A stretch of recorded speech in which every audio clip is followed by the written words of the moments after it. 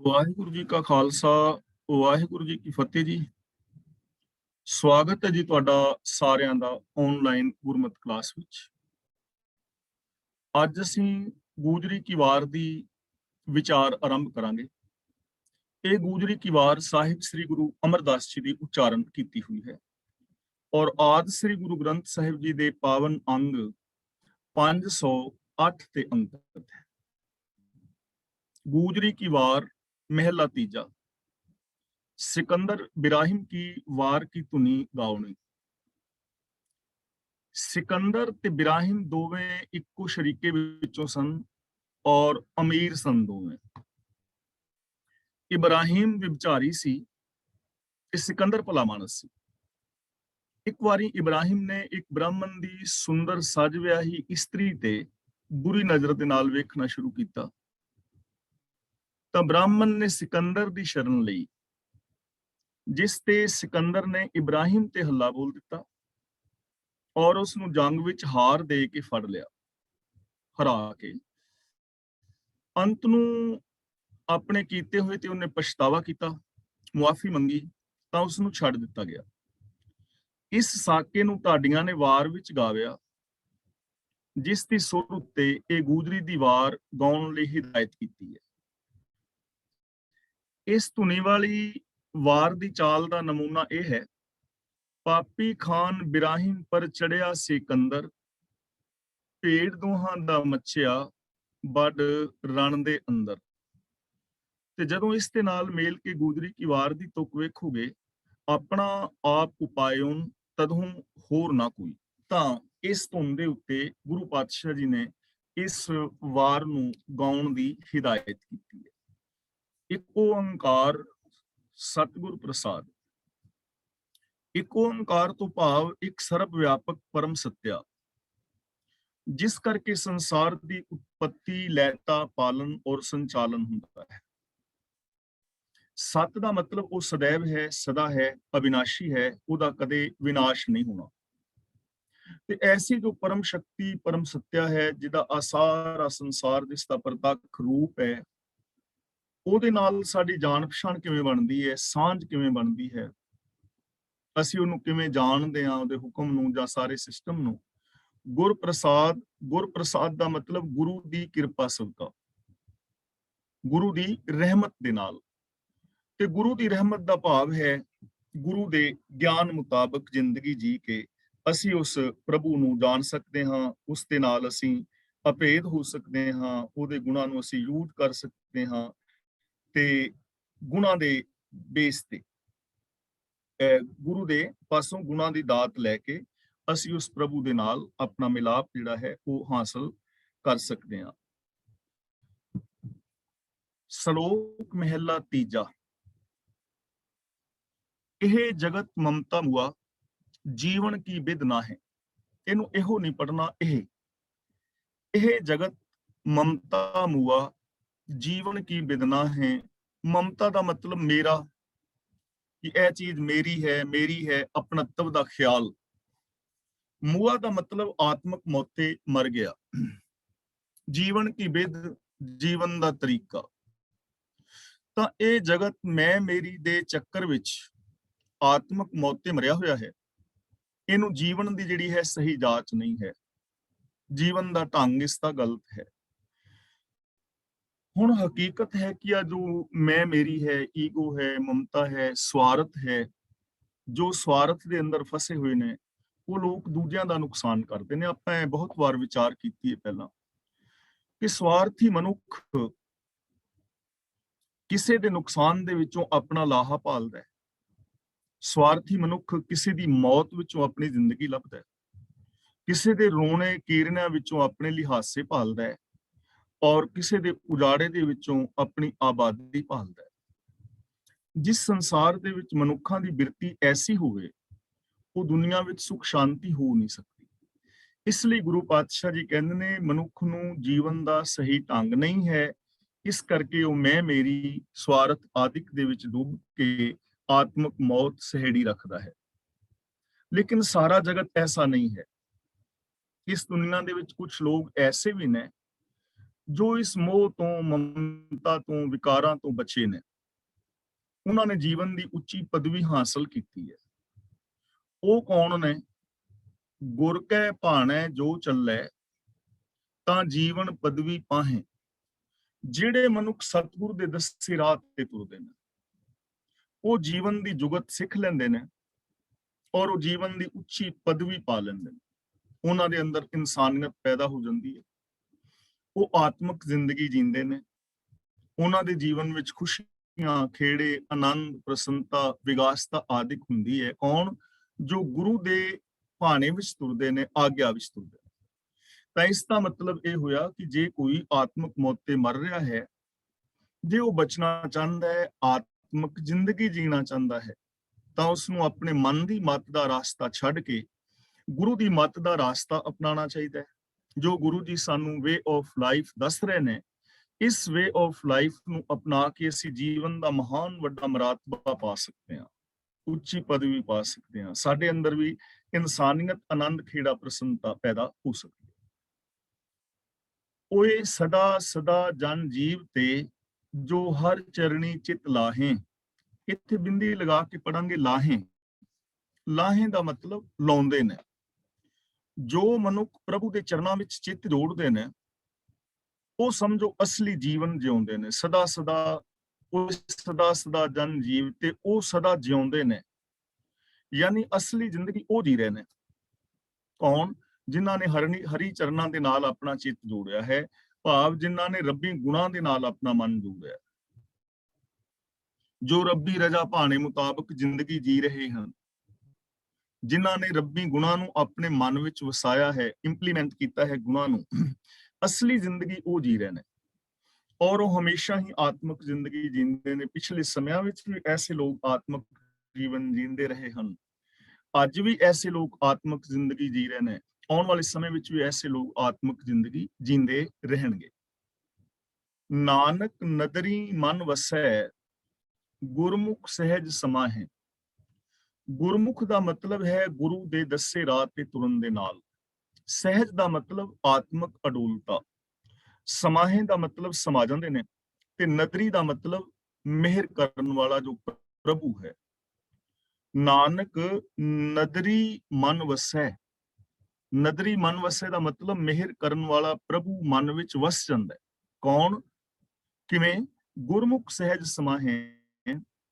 ਜਿਹੜੇ ਇਨਸਾਨ ਗੁਰੂ ਦੇ ਦੱਸੇ ਰਾਹ ਤੇ ਚੱਲ ਕੇ ਸਹਿਜ ਵਿੱਚ ਸਮਾ ਜਾਂਦੇ ਨੇ, ਉਹਨਾਂ ਦੇ ਹਿਰਦੇ ਵਿੱਚ ਰੱਬ ਵਸ ਜਾਂਦਾ, ਉਹ ਰੱਬ ਦਾ ਰੂਪ ਹੋ ਜਾਂਦੇ ਨੇ।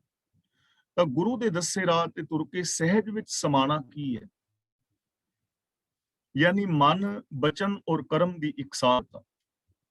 ਮਨ ਵਿੱਚ ਵੀ ਸੱਚ, ਬੋਲਾਂ ਵਿੱਚ ਵੀ ਸੱਚ, ਵਿਹਾਰ ਵਿੱਚ ਵੀ ਸੱਚ, ਯਾਨੀ ਅੰਦਰੋਂ ਬਾਹਰੋਂ ਇੱਕ ਉਹਨਾਂ ਦੀ ਭਾਵਨਾ ਸੱਚੀ ਹੁੰਦੀ ਹੈ। ਗੁਰੂ ਦੇ ਦੱਸੇ ਰਾਹ ਤੇ ਚੱਲ ਕੇ ਜੋ ਆਤਮਿਕ ਅਡੋਲਤਾ ਵਿੱਚ ਟਿਕਦੇ ਨੇ, ਉਹਨਾਂ ਇਨਸਾਨਾਂ ਦੇ ਮਨ ਦੇ ਅੰਦਰ ਪ੍ਰਭੂ ਆਪ ਆਵਸਥ ਹੈ। ਉਹਨਾਂ ਦੇ ਅੰਦਰ ਹਮੇਸ਼ਾ ਰੱਬੀ ਗੁਣ ਟਿਕੇ ਰਹਿੰਦੇ ਨੇ। ਮਹਿਲਾ ਤੀਜਾ,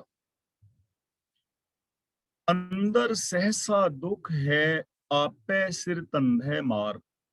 ਸੰਸਾ ਦਾ ਮਤਲਬ ਭਰਮ, ਅਗਿਆਨ, ਤੌਖਲਾ। ਆਪੇ ਦਾ ਮਤਲਬ ਆਪ ਹੀ। ਧੰਧੇ ਮਾਰ ਦਾ ਮਤਲਬ ਧੰਦਿਆਂ ਦੀ ਮਾਰ, ਝੰਬੇਲਿਆਂ ਦਾ ਦੁੱਖ।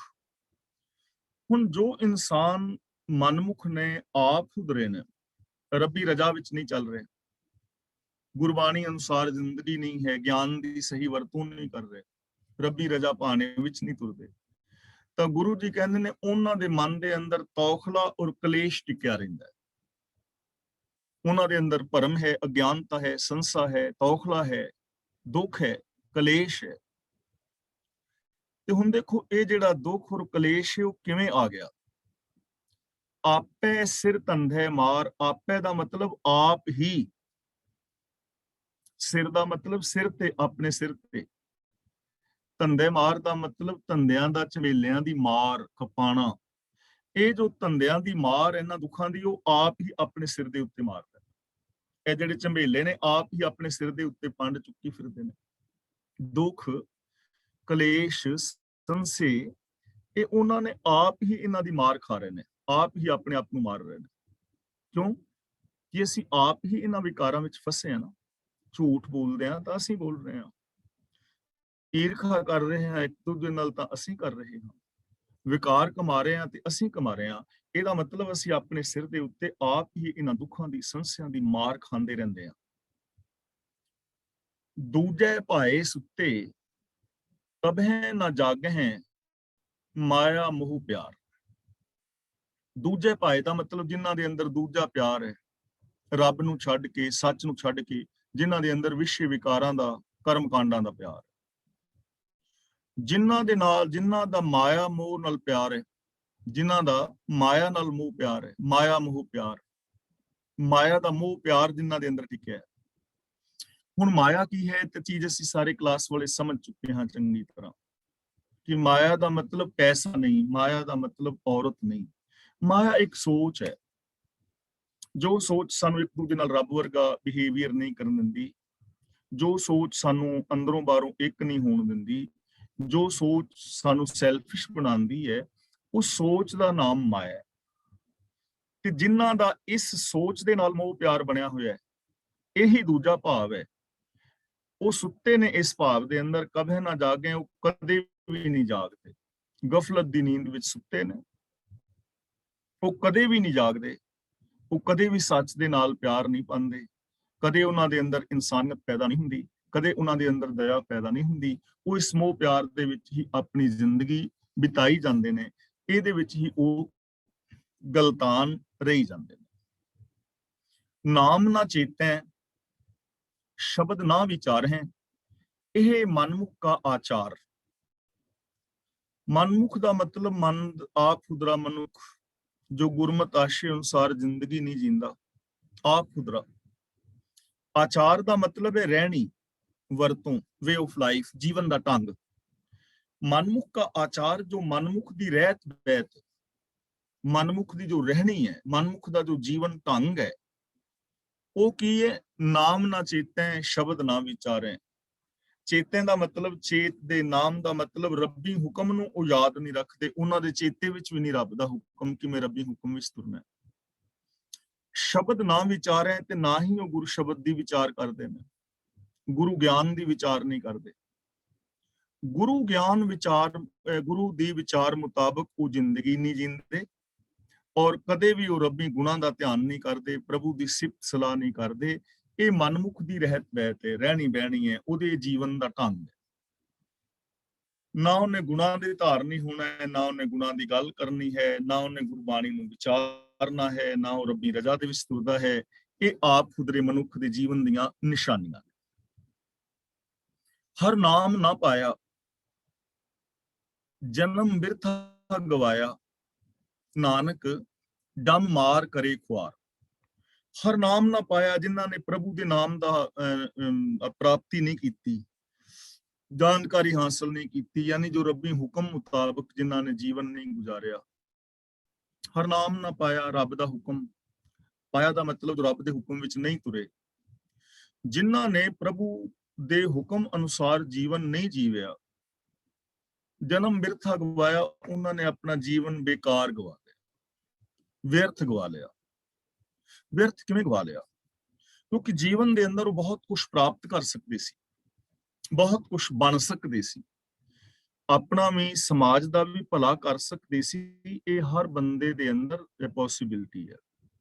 ਦੇਖੋ, ਅਸੀਂ ਸੱਚ ਬੋਲ ਸਕਦੇ ਹਾਂ, ਦਇਆ ਕਰ ਸਕਦੇ ਹਾਂ, ਪ੍ਰੇਮ ਨਾਲ ਰਹਿ ਸਕਦੇ ਹਾਂ, ਨਿਰਭੈਤਾ ਨਿਰਵੈਰਤਾ ਵਾਲੇ ਗੁਣਾਂ ਦੇ ਧਾਰਨੀ ਹੋ ਸਕਦੇ ਹਾਂ, ਇਹ ਤਾਂ ਅਸੀਂ ਕਰ ਸਕਦੇ ਹਾਂ ਸਾਰੇ। ਲੇਕਿਨ ਕਰ ਸਕਦੇ ਹਾਂ, ਸਾਡੇ ਅੰਦਰ ਪੋਸੀਬਿਲਿਟੀਜ਼ ਨੇ, ਗੁਣ ਮੌਜੂਦ ਨੇ, ਤੇ ਫਿਰ ਵੀ ਬੰਦਾ ਝੂਠ, ਫਰੇਬ, ਈਰਖਾ, ਦਵੈਸ਼, ਹੰਕਾਰ ਵਿੱਚ ਜ਼ਿੰਦਗੀ ਗੁਜ਼ਾਰੇ ਤਾਂ ਫਿਰ ਵਿਅਰਥ ਹੀ ਹੈ ਨਾ ਜ਼ਿੰਦਗੀ। ਇੱਕ ਆਦਮੀ ਸੁਖੀ ਰਹਿ ਸਕਦਾ ਹੋਏ, ਹਰ ਪਲ ਖੁਸ਼ ਰਹਿ ਸਕਦਾ ਹੋਵੇ, ਉਹਦੇ ਵਿੱਚ ਸੰਭਾਵਨਾ ਹੋਵੇ, ਖੁਸ਼ ਰਹਿਣ ਦੀ ਤਾਕਤ ਹੋਵੇ, ਤੇ ਉਹ ਬੰਦਾ ਸਾਰਾ ਦਿਨ ਸੜਿਆ ਫਿਰੇ, ਸਾਰਾ ਦਿਨ ਮੱਥੇ ਤੇ ਤਿਉੜੀਆਂ ਪਾ ਕੇ ਤੁਰਿਆ ਫਿਰੇ, ਸਾਰਾ ਦਿਨ ਲੜਾਈ ਝਗੜੇ ਕਰਦਾ ਫਿਰੇ, ਤਾਂ ਜੀਵਨ ਬੇਕਾਰ ਹੀ ਹੋ ਗਿਆ। ਇਸ ਲਈ ਗੁਰੂ ਜੀ ਕਹਿੰਦੇ ਨੇ, ਜਿਨ੍ਹਾਂ ਨੇ ਪ੍ਰਭੂ ਦੇ ਹੁਕਮ ਵਿੱਚ ਜ਼ਿੰਦਗੀ ਨਹੀਂ ਗੁਜ਼ਾਰੀ, ਗੁਣਾਂ ਦੇ ਜੋ ਧਾਰਨੀ ਨਹੀਂ ਹੋਏ, ਉਹਨਾਂ ਨੇ ਆਪਣਾ ਜੀਵਨ ਵਿਅਰਥ ਗਵਾ ਲਿਆ। ਨਾਨਕ ਜਮ ਮਾਰ ਕਰੇ ਖੁਆਰ, ਉਹਨਾਂ ਨੂੰ ਜਮ ਮਾਰ ਕੇ ਖੁਆਰ ਕਰਦਾ ਹੈ। ਦੁਖੀ ਕਰਦਾ ਹੈ, ਹਮੇਸ਼ਾ ਉਹ ਮੌਤ ਦੇ ਹੱਥੋਂ ਸਹਿਮੇ ਰਹਿੰਦੇ। ਹੁਣ ਜੰਮ ਕਿਹੜੇ ਮਾਰ ਰਹੇ ਨੇ? ਜੋ ਮੌਤ ਵੇਲੇ ਆਉਂਦੇ ਨੇ ਉਹ ਨਹੀਂ, ਉਹਨਾਂ ਦੀ ਗੱਲ ਨਹੀਂ। ਉਹ ਜੰਮ, ਉਹਨਾਂ ਬਾਰੇ ਆਪਾਂ ਵਿਚਾਰਾਂ ਕਰ ਚੁੱਕੇ ਹਾਂ ਪਹਿਲਾਂ। ਇੱਥੇ ਜੰਮ ਦਾ ਮਤਲਬ ਹੈ ਆਤਮਿਕ ਮੌਤ, ਕਾਮ, ਕ੍ਰੋਧ, ਲੋਭ ਆਦਿ। ਇਹ ਸਾਰੇ ਜੰਮ ਨੇ ਜੋ ਰੱਬੀ ਰਜਾ ਵਿੱਚ ਨਹੀਂ ਤੁਰ ਰਹੇ, ਜੋ ਰੱਬੀ ਗੁਣਾਂ ਦੇ ਧਾਰਨੀ ਨਹੀਂ, ਉਹਨਾਂ ਨੂੰ ਇਹ ਜੰਮ ਮਾਰ ਰਹੇ ਨੇ ਤੇ ਉਹਨਾਂ ਨੂੰ ਜੰਮ ਖੁਆਰ ਕਰ ਰਹੇ ਨੇ। ਹੁਣ ਜੇ ਮੈਂ ਸੱਚ ਨਹੀਂ ਬੋਲਾਂਗਾ, ਝੂਠ ਬੋਲਾਂਗਾ, ਮੈਨੂੰ ਝੂਠ ਦੀ ਮਾਰ ਪਵੇਗੀ, ਮੈਂ ਖੁਆਰ ਹੋਵਾਂਗਾ। ਮੇਰੇ ਵਿੱਚ ਨਿਮਰਤਾ ਨਹੀਂ ਹੈ, ਮੈਂ ਹੰਕਾਰ ਵਿੱਚ ਜ਼ਿੰਦਗੀ ਜੀਵਾਂਗਾ, ਹੰਕਾਰ ਦੀ ਮਾਰ ਮੈਨੂੰ ਪੈ ਰਹੀ ਹੈ ਤੇ ਮੈਂ ਹੰਕਾਰ ਦੇ ਵਿੱਚ ਖੁਆਰ ਹੋ ਰਿਹਾ ਹਾਂ। ਹਿੰਦੂ ਤਨ ਖਲ ਬਦ ਕਰ ਮਾਰਿਓ, ਬੜੋ ਨਿਲਾਜ ਅਜਹੂ ਨਹੀਂ ਹਾਰਿਓ। ਕਿ ਇਹਨਾਂ ਵਿਕਾਰਾਂ ਨੇ ਮੈਨੂੰ ਜੀਵਨ ਸਫਰ ਦੇ ਹਰ ਕਦਮ ਤੇ ਬੰਨ ਕੇ ਮਾਰਿਆ ਤੇ ਮੈਂ ਐਸਾ ਨਿਰਲੱਜ ਬੇਸ਼ਰਮ ਹਾਂ, ਹਾਲੇ ਵੀ ਨਹੀਂ ਥੱਕਿਆ। ਹਾਲੇ ਵੀ ਮੈਂ ਇਹ ਸਮਝਦਾ ਕਿ ਸ਼ਾਇਦ ਐਸੀ ਵਿਕਾਰਾਂ ਵਾਲੀ ਜ਼ਿੰਦਗੀ ਚੋਂ ਹੀ ਸੁੱਖ ਉਪਜਾਵੇ। ਤਾਂ ਜਿਨ੍ਹਾਂ ਨੇ ਰੱਬੀ ਗੁਣ ਨਹੀਂ ਗਾਏ, ਜੋ ਰੱਬੀ ਗੁਣਾਂ ਦੇ ਧਾਰਨੀ ਨਹੀਂ ਹੋਏ, ਉਹਨਾਂ ਨੇ ਆਪਣਾ ਜੀਵਨ ਵਿਅਰਥ ਗਵਾ ਲਿਆ। ਉਹਨਾਂ ਨੂੰ ਆਤਮਿਕ ਮੌਤ, ਕਾਮ, ਕ੍ਰੋਧ ਆਦਿਕ ਜੰਮ ਮਾਰ ਕੇ ਖੁਆਰ ਕਰਦੇ ਨੇ, ਭਾਵ ਕਿ ਉਹ ਦੁਖੀ ਔਰ ਅਸ਼ਾਂਤ ਰਹਿੰਦੇ ਨੇ। ਪੌੜੀ, ਆਪਣਾ ਆਪ ਉਪਾਇਓ ਤਦੋਂ ਹੋਰ ਨਾ ਕੋਈ। ਆਪਣਾ ਆਪ, ਰੱਬ ਦਾ ਆਪਣਾ ਆਪਾ, ਉਪਾਇਓ ਪੈਦਾ ਕੀਤਾ ਉਸਨੇ। ਜਦੋਂ ਪ੍ਰਭੂ ਨੇ ਆਪ ਹੀ ਆਪਣਾ ਆਪ ਪੈਦਾ ਕੀਤਾ, ਤਦੋਂ ਹੋਰ ਨਾ ਕੋਈ, ਉਦੋਂ ਕੋਈ ਹੋਰ ਹੈ ਨਹੀਂ ਸੀ। ਪ੍ਰਭੂ ਆਪੇ ਆਪ ਹੈ ਨਾ, ਸੈਭੰ। ਸੈਭੰ ਦਾ ਮਤਲਬ ਸੁੱਤੇ ਪ੍ਰਕਾਸ਼, ਆਪਣੇ ਆਪ ਤੋਂ ਆਪ। ਰੱਬ ਦਾ ਕੋਈ ਮਾਂ ਬਾਪ ਨਹੀਂ ਹੈ ਤੇ ਜਿਹਦਾ ਮਾਂ ਬਾਪ ਹੁੰਦਾ ਹੈ ਉਹ ਰੱਬ ਨਹੀਂ ਹੁੰਦਾ। ਇਸ ਲਈ ਸਿੱਖ ਧਰਮ ਵਿੱਚ ਅਵਤਾਰਵਾਦ ਵਾਸਤੇ ਕੋਈ ਥਾਂ ਨਹੀਂ ਹੈ। ਮਾਂ ਬਾਪ ਨੇ ਪੈਦਾ ਨਹੀਂ ਕੀਤਾ ਰੱਬ ਨੂੰ, ਆਪਣੇ ਆਪ ਤੋਂ ਆਪ ਹੈ। ਸਾਇੰਸ ਜਿਹਨੂੰ ਕਹਿੰਦੀ ਕਿ ਐਨਰਜੀ ਸਦਾ ਤੋਂ ਹੈ, ਯਾਨੀ ਇਹ ਐਨਰਜੀ ਨੂੰ ਨਾ ਪੈਦਾ ਕੀਤਾ ਜਾ ਸਕਦਾ ਹੈ, ਨਾ ਖਤਮ ਕੀਤਾ ਜਾ ਸਕਦਾ ਹੈ। ਸਿਰਫ ਇਹਨੂੰ ਅਸੀਂ ਕਨਵਰਟ ਕਰ ਸਕਦੇ ਹਾਂ, ਯਾਨੀ ਯੂਜ਼ ਕਰ ਸਕਦੇ ਹਾਂ ਕਿ ਅਸੀਂ ਕਿਵੇਂ ਯੂਜ਼ ਕਰਨਾ ਹੈ। ਗੁਰੂ ਸਾਹਿਬ ਜੀ ਪ੍ਰਭੂ ਬਾਰੇ ਕਹਿੰਦੇ ਨੇ, ਆਦ ਸੱਚ, ਜੁਗਾਦ ਸੱਚ, ਹੈ ਵੀ ਸੱਚ, ਨਾਨਕ ਹੋਸੀ ਵੀ ਸੱਚ, ਕਿ ਉਹ ਸदैव ਹੈ। ਨਾ ਉਹ ਖਤਮ ਹੁੰਦਾ ਹੈ, ਨਾ ਉਹ ਜੰਮਦਾ ਹੈ, ਨਾ ਉਹ ਮਰਦਾ ਹੈ, ਸदैव ਹੈ। ਅਨੇਕ ਰੂਪ ਖਿਨਮਾਹੇ ਕੁਦਰਤ ਧਾਰਦਾ, ਅਨੇਕਾਂ ਰੂਪ ਨੇ, ਅਨੇਕਾਂ ਰੂਪਾਂ ਰੰਗਾਂ ਦੇ ਵਿੱਚ ਹੈ।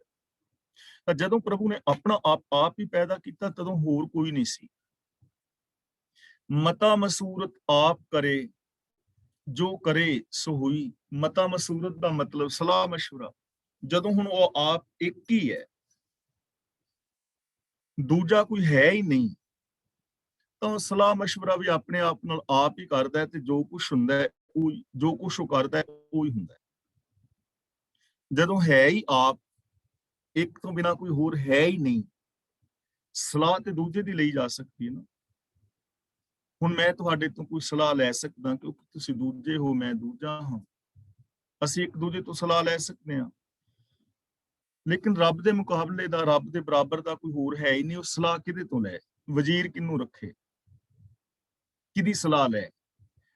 ਤੇ ਜੇ ਉਹ ਸਲਾਹ ਲੈਣ ਲੱਗ ਜਾਏ, ਜੇ ਵੱਖਰਾ ਹੋਵੇ, ਜਿਵੇਂ ਅਸੀਂ ਮੰਨਦੇ ਹਾਂ ਕਿ ਉੱਤੇ ਬੈਠਾ ਹੈ ਕਿਤੇ ਵੱਖਰਾ ਰੱਬ, ਜੇ ਵੱਖਰਾ ਹੋਏ ਤੇ ਸਾਡੀਆਂ ਸਲਾਹਾਂ ਲੈਣ ਲੱਗ ਜਾਏ ਵੀ ਤੁਹਾਡੀ ਸਲਾਹ ਲੈ ਕੇ ਕੰਮ ਕਰਨਾ, ਤਾਂ ਕੀ ਰੱਬ ਦੁਨੀਆ ਚਲਾ ਲਏਗਾ? ਕਿਸੇ ਨੇ ਕਹਿਣਾ ਅੱਜ ਰੱਬਾ ਘੰਟਾ ਕੁ ਸੂਰਜ ਲੇਟ ਕੱਢੀ, ਅੱਜ ਮੈਂ ਰਾਤ ਥੱਕਿਆ ਆਇਆ ਵਾਂ। ਤੇ ਕਿਸੇ ਨੇ ਕਹਿਣਾ ਰੱਬਾ ਅੱਜ ਸ਼ਾਮ ਨੂੰ ਨਾ ਸਾਡੇ ਭੂਆ ਦੇ ਮੁੰਡੇ ਦਾ ਪ੍ਰੋਗਰਾਮ ਹੈ ਤੇ ਰਾਤ ਦਿਨ ਘੰਟਾ ਪਹਿਲਾਂ ਚੜਾ ਦੇ ਤੇ ਅੱਜ ਟਾਈਮ ਸ਼ੁਰੂ। ਯਾਨੀ ਚੱਲਣਾ ਹੀ ਨਹੀਂ ਨਾ ਕੰਮ। ਇਸ ਲਈ ਮਤਾ ਮਸੂਰਤ ਆਪ ਕਰੇ, ਜੋ ਕਰੇ ਸੋ ਹੋਈ। ਉਹ ਸਲਾਹ ਮਸ਼ਵਰਾ ਆਪ ਹੀ ਕਰਦਾ ਹੈ, ਜੋ ਕਰਦਾ ਹੈ ਉਹ ਹੀ ਹੁੰਦਾ ਹੈ। ਭਾਵ ਕਿ ਜੋ ਪ੍ਰਭੂ ਦਾ ਸਿਸਟਮ ਹੈ, ਇਹ ਕਿਸੇ ਤੋਂ ਸਲਾਹ ਲੈ ਕੇ ਨਹੀਂ ਬਣਾਇਆ ਗਿਆ, ਔਰ ਨਾ ਹੀ ਇਹ ਕਿਸੇ ਦੀ ਸਲਾਹ ਦੇ ਨਾਲ ਬਦਲਿਆ ਜਾ ਸਕਦਾ ਹੈ। ਜੇ ਕੋਈ ਰੱਬ ਨੂੰ ਸਲਾਹ ਦੇਵੇ ਕਿ ਇੰਜ ਨਹੀਂ ਤੇ ਇੰਜ ਕਰ, ਸਿਸਟਮ ਨੂੰ ਬਦਲਿਆ ਨਹੀਂ ਜਾ ਸਕਦਾ। ਸਿਸਟਮ ਦੇ ਅੰਦਰ ਸਾਰਾ ਕੁਝ ਹੋ ਰਿਹਾ ਹੈ।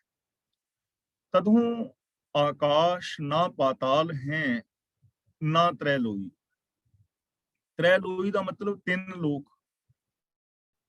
ਤਿੰਨ ਲੋਕ ਕਿਹੜੇ ਨੇ? ਇੱਕ ਤਾਂ ਸਾਡੀ ਦੁਨੀਆ, ਧਰਤੀ ਜਿੱਥੇ ਅਸੀਂ ਰਹਿ ਰਹੇ ਹਾਂ। ਇੱਕ ਸਾਡੇ ਤੋਂ ਉੱਤੇ, ਜੋ ਸਾਨੂੰ ਉਤਲੇ ਪਾਸੇ ਆ ਤਾਰੇ, ਖੰਡ ਮੰਡਲ, ਬ੍ਰਹਿਮੰਡ ਦਿਸ ਰਹੇ ਨੇ।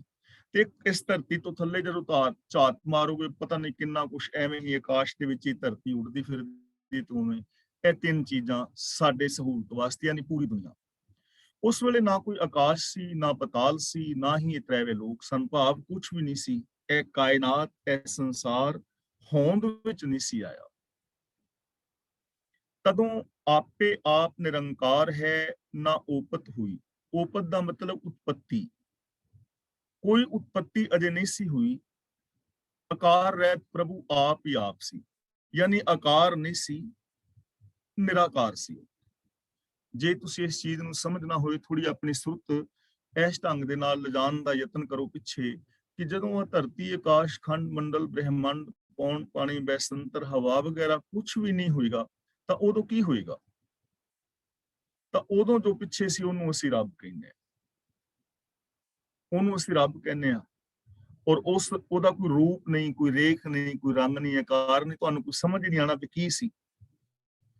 ਤਾਂ ਗੁਰੂ ਜੀ ਕਹਿੰਦੇ ਨੇ ਉਦੋਂ ਨਿਰਾਕਾਰ ਸੀ, ਉਤਪत्ति ਨਹੀਂ ਸੀ ਹੋਈ, ਸਾਕਾਰ ਨਹੀਂ ਸੀ ਹੋਇਆ। ਜਿਉਂ ਤਿਸ ਭਾਵੈ ਤਿਵੇਂ ਕਰੇ, ਤਿਸ ਬਿਨ ਅਵਰ ਨਾ ਕੋਈ। ਗੁਰੂ ਜੀ ਕਹਿੰਦੇ ਨੇ ਜਿਵੇਂ ਉਹਨੂੰ ਭਾਉਂਦਾ ਹੈ ਤਿਵੇਂ ਹੀ ਉਹ ਕਰਦਾ ਹੈ, ਉਹਦੇ ਤੋਂ ਬਿਨਾ ਹੋਰ ਨਹੀਂ ਕੋਈ ਜਿਹੜਾ ਇਸ ਸੰਸਾਰ ਨੂੰ ਚਲਾ ਰਿਹਾ ਹੈ। ਜਿਵੇਂ ਭਾਉਂਦਾ ਹੈ ਦਾ ਮਤਲਬ ਜਿਵੇਂ ਭਾਣਾ, ਰਜਾ, ਤੇ ਭਾਣਾ ਰਜਾ ਨੂੰ ਸਿਸਟਮ ਲਗਾ ਕੇ ਸ਼ਬਦ ਸਮਝੋਗੇ ਤੇ ਨਾਲ ਦੇ ਨਾਲ ਸਮਝ ਆ ਜਾਏਗਾ। ਇਹ ਸਾਰਾ ਕੁਝ ਸਿਸਟਮ ਵਿੱਚ ਨਾ, ਜਿਵੇਂ ਇਸ ਸਿਸਟਮ ਦੇ ਵਿੱਚ ਕਾਨੂੰਨ ਨੇ ਕੁਦਰਤੀ, ਉਵੇਂ ਸਾਰਾ ਕੁਝ ਕਰੀ ਜਾ ਰਿਹਾ। ਨਾ ਤੇ ਸਿਸਟਮ ਬੰਦੇ ਨੇ ਬਣਾਇਆ ਤੇ ਨਾ ਬੰਦਾ ਇਹਨੂੰ ਬਦਲ ਸਕਦਾ। ਹਾਂ, ਇਹਦੇ ਵਿੱਚ ਰਹਿ ਕੇ, ਸਿਸਟਮ ਨੂੰ ਸਮਝ ਕੇ, ਰਾਜਾ ਭਾਣੇ ਨੂੰ ਸਮਝ ਕੇ ਬੰਦੇ ਨੇ ਬਹੁਤ ਕੁਝ ਖੋਜਿਆ ਹੈ, ਬਹੁਤ ਕੁਝ ਖੋਜੇਗਾ, ਬਹੁਤ ਕੁਝ ਪ੍ਰਾਪਤੀਆਂ ਕੀਤੀਆਂ ਨੇ, ਬਹੁਤ ਕੁਝ ਪ੍ਰਾਪਤੀਆਂ ਕਰੇਗਾ, ਪਰ ਸਿਸਟਮ ਦੇ ਅੰਦਰ ਬਾਹਰ ਨਹੀਂ। ਸ਼ਲੋਕ ਮਹਿਲਾ ਤੀਜਾ। ਸਾਹਿਬ ਮੇਰਾ ਸਦਾ ਹੈ, ਦਿਸੈ ਸ਼ਬਦ ਕਮਾਏ। ਸਾਹਿਬ ਦਾ ਮਤਲਬ ਮਾਲਕ, ਮੇਰਾ ਰੱਬ ਸਦਾ ਮੌਜੂਦ ਹੈ, ਹਰ ਥਾਂ ਤੇ ਮੌਜੂਦ ਹੈ, ਜਲ ਥਲ ਮਹੀਲ ਪੂਰਿਆ। ਪਰ ਹੁਣ ਸਾਨੂੰ ਦਿਸਦਾ ਕਿਉਂ ਨਹੀਂ? ਜੇ ਸਭ ਥਾਂ ਤੇ ਹੈ ਤਾਂ ਦਿਸਦਾ ਕਿਉਂ ਨਹੀਂ? ਗੁਰੂ ਜੀ ਹੁਣ ਅਗਲੀ ਅੱਧੀ ਪੰਕਤੀ ਵਿੱਚ ਉੱਤਰ ਦੇ ਰਹੇ ਨੇ, ਦਿਸੈ ਸ਼ਬਦ ਕਮਾਏ। ਦਿਸਦਾ ਹੈ, ਸ਼ਬਦ ਕਮਾਇਆ, ਜੇ ਸ਼ਬਦ ਦੀ ਕਮਾਈ ਕੀਤੀ ਜਾਏ। ਸ਼ਬਦ ਦੀ ਕਮਾਈ ਦਾ ਮਤਲਬ ਇਹ ਨਹੀਂ ਕਿ ਇੱਕ ਸ਼ਬਦ ਨੂੰ ਬਾਰ-ਬਾਰ ਰਟਿਆ ਜਾਏ। ਸ਼ਬਦ ਦਾ ਮਤਲਬ ਹੈ ਉਪਦੇਸ਼, ਹੁਕਮ। ਜੇ ਗੁਰੂ ਦੇ ਉਪਦੇਸ਼ ਨੂੰ ਕਮਾਇਆ ਜਾਏ, ਗੁਰੂ ਦੇ ਗਿਆਨ ਨੂੰ ਜੇ ਇੰਪਲੀਮੈਂਟ ਕੀਤਾ ਜਾਏ, ਤਾਂ ਫਿਰ ਦਿਸ ਪੈਂਦਾ ਹੈ। ਹੁਣ ਦੇਖੋ, ਨਜ਼ਰੀਆ ਹੀ ਹੈ ਨਾ। ਮੈਂ ਤੁਹਾਨੂੰ ਆਪਣੇ ਔਰ ਪਰਾਏ ਦੇ ਰੂਪ ਵਿੱਚ ਵੇਖ ਰਿਹਾ, ਇਹ ਮੇਰਾ ਨਜ਼ਰੀਆ ਹੈ। ਪਰ ਜਦੋਂ ਅਸੀਂ ਯੂਨੀਵਰਸਲ ਟਰੁੱਥ ਨੂੰ ਸਾਹਮਣੇ ਰੱਖ ਕੇ ਵੇਖਾਂਗੇ, ਗੁਰੂ ਗਿਆਨ ਮੁਤਾਬਕ ਵੇਖਾਂਗੇ, ਤਾਂ ਫਿਰ ਮੈਨੂੰ ਤੁਸੀਂ ਰੱਬ ਦਾ ਰੂਪ ਨਜ਼ਰੀ ਪੈ ਸਕਦੇ ਹੋ, ਜੋ ਦਿਸੈ ਸੋ ਤੇਰਾ ਰੂਪ। ਜੇਤੇ ਔਰਤ ਮਰਦਾਂ ਸਾਜੇ, ਇਹ ਸਭ ਰੂਪ ਤੁਮਹਾਰੇ। ਫਿਰ ਜਦੋਂ ਅਸੀਂ ਗੁਰੂ ਗਿਆਨ ਨੂੰ ਸਮਝਾਂਗੇ ਨਾ, ਫਿਰ ਸਮਝ ਆ ਜਾਏਗੀ ਇਹ ਵਿਸ਼ ਸੰਸਾਰ ਤੁਮ ਦੇਖਦੇ, ਇਹ ਹਰ ਕਾ ਰੂਪ ਹੈ, ਹਰ ਰੂਪ ਨਦਰੀ ਆਇਆ। ਫਿਰ ਸਮਝ ਪੈ ਜਾਏਗੀ ਕਿ ਜਿਹੜਾ ਵਿਸ਼ਵ ਸੰਸਾਰ ਦਿਸ ਰਿਹਾ ਨਾ, ਇਹ ਹੀ ਰੱਬ ਹੈ।